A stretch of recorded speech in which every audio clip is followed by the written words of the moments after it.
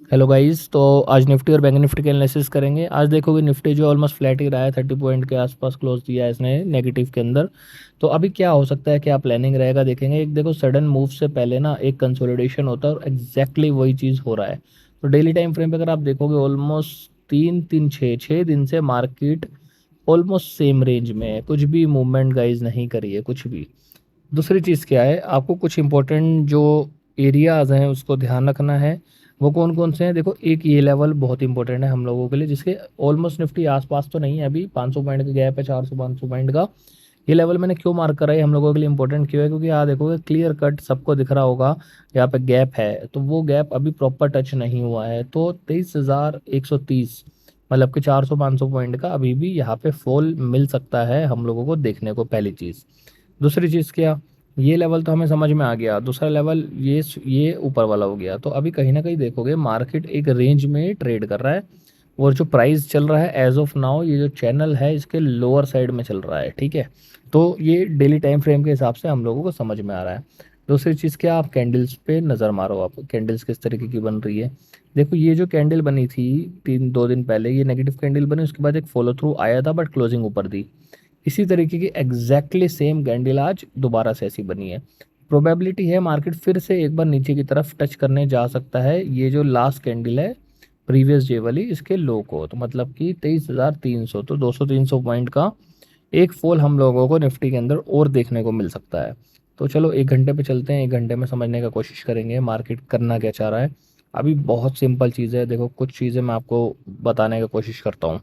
सबसे पहली चीज़ आपको क्या समझना है, आप ये देखो, यहाँ पे आपको अच्छे से एकदम क्लियरली दिखेगा ये कितना अच्छे तरीके से पैटर्न बना रहा है।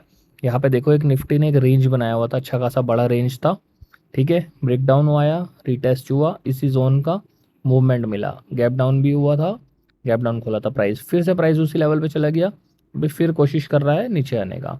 तो यहाँ पे आपको क्या समझ में आया, यहाँ पे एक सिंपल सी चीज़ क्या है, जब तक ये लेवल ब्रेक नहीं होता, ये लेवल है हमारा 23,800 का लेवल, जब तक ये लेवल ब्रेक नहीं होगा हम लोग निफ्टी में अपसाइड प्लान नहीं करेंगे, सिंपल सी बात।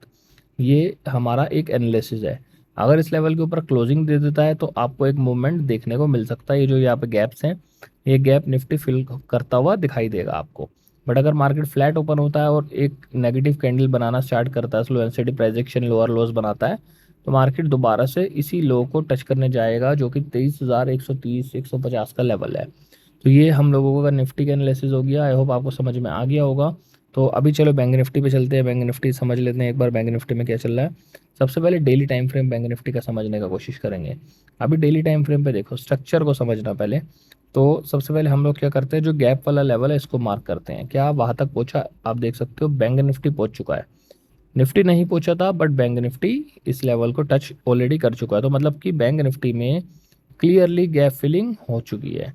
एक इंपॉर्टेंट चीज़ क्या है बैंक निफ्टी में, ये मैं आपको अभी आपको समझाऊंगा। 1 घंटे के टाइम फ्रेम पे चलते हैं, 1 घंटे में देखते हैं क्या पैटर्न्स, क्या चीज़ें बन रही हैं। तो ये 1 घंटे का टाइम फ्रेम है हम लोगों का। अभी यहाँ पे देखो, देखो ये गैप फिलिंग हो गई, ठीक है।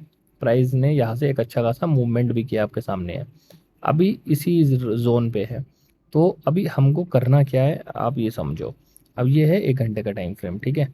1 घंटे में हमें एक चीज़ दिख रहा है यहाँ पे, ये जो आज का स्विंग हाई बना है ना, पहली चीज़ तो जब तक इसके ऊपर प्राइस ना जाए, क्योंकि एक रेंज है यहाँ, अब आपको ये समझ में आ रहा होगा, ये एक क्लियरली एक रेंज है।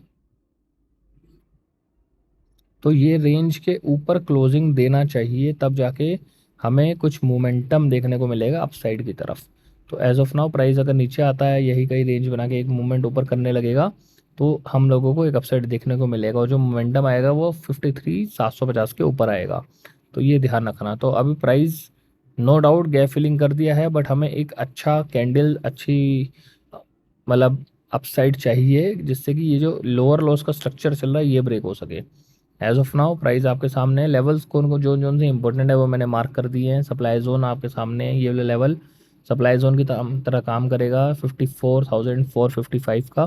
तो यहाँ पे सेलर्स एक्टिव रहेंगे गाइज, ये ध्यान रखना आप लोग, ठीक है। तो इस हिसाब से ही ट्रेड्स को प्लान करना, और अगर मान लो प्राइस फ्लैट ओपन होकर नीचे आता है, तो ये एक एक्ट एज अ 52,750 को जो लेवल देख रहे हो, ये एक्ट एज अ सपोर्ट की तरह काम कर सकता है। यहाँ से एक दोबारा से मे भी हो सकता है आपको काइंड ऑफ डब्ल्यू पैटर्न बनाता हुआ दिखे और प्राइस ऊपर की तरफ वापसी चला जाए। तो ये ध्यान रखना, इस तरीके से एक हम प्लान करेंगे। हम जो भी ट्रेड बनाएंगे या तो सपोर्ट जोन पे बनाएंगे या फिर रेसिस्टेंस के पास में बनाएंगे, या ये जो सप्लाई जोन देख रहे हो आप 54,380 के आसपास का, यहाँ पे बनाएंगे। यही 3 लेवल्स है जहाँ पे ट्रेड एग्जीक्यूशन होगा, इसके अलावा कहीं पे भी हम लोग एग्जीक्यूशन नहीं करेंगे गाइज। आई होप आपको समझ में आ गया होगा। वीडियो अच्छा लगा, चैनल को लाइक एंड सब्सक्राइब जरूर करना। Thank you so much for watching this video. Thank you.